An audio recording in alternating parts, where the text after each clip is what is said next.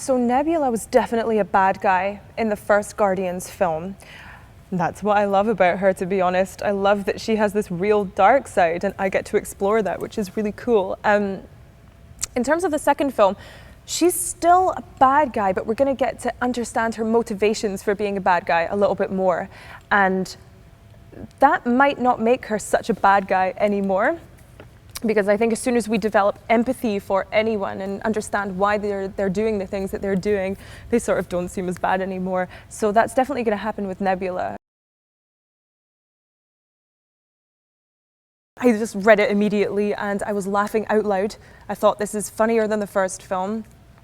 And I was crying. There were real tears and I was like, wow, everything that I loved about the first film is in the second film, but it's just heightened. There's just more of it. And I'm going to say, even better soundtrack this time. So Nebula and Gamora have always had a bit of a turbulent relationship, shall we say. Both of them are suffering from pretty severe daddy issues when their dad is Thanos. So in the first film, they kind of ended on a pretty bad note. They were in a major fight sequence together and then Nebula chops off her hand and escapes. So when we meet them in the second film, Nebula's still pretty pissed off at Gamora. The thing about Zoe is I think she's a very, she really works on instincts, I would say. Like, I feel like she soaks up other people's energy really easily. Like, she does impressions of people all the time and they're so bang on. So I feel like if I'm feeling emotional, she really picks up on that, and then hopefully I'm trying to do the same thing. But she's really sort of receptive, I would say, as an actor, and that's really cool. Just to be on set with him is so loose and free and inventive, and that's just lovely to work with as an actor, because you feel like you can come up with suggestions and you're not going to be shot down or laughed at. Maybe laughed at a little. But he's great. He sort of has this microphone, so it feels like you're getting notes from God, which is really weird initially, and then it's actually just really efficient. And he'll be like, do it more sultry, do it funnier, do it like you're pissed off, do it like you're finding it hilarious. And it's just so loose, and you don't even have time to think about it or obsess over it or overanalyze it. And it just feels like a really cool, creative experience.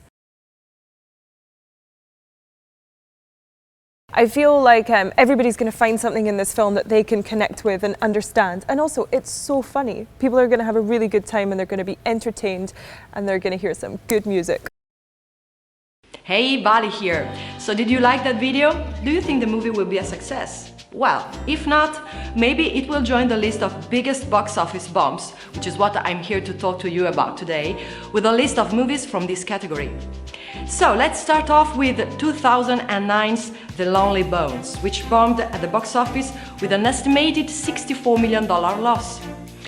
Titan AE from 2000, which had an estimated loss of $137 million. 2015's Tomorrowland, starring George Clooney, recorded an estimated $76 million loss at the box office.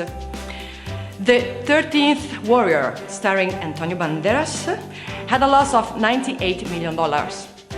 Disney's animated Treasure Planet from 2002 lost a whopping $112 million. The Adventures of Baron Munchausen, starring John Neville, lost more than $77 million. The Lone Ranger, starring Johnny Depp, lost $97 million. Guy Ritchie's The Man from U.N.C.L.E. lost $80 million at the box office. The infamous John Carter lost $126 million. And lastly, Hugo by Martin Scorsese lost $60 million. Ooh. So, do you agree with the movies of this list? Let me know in the comments below, and remember to subscribe to our channel for all the best trailer releases. See ya!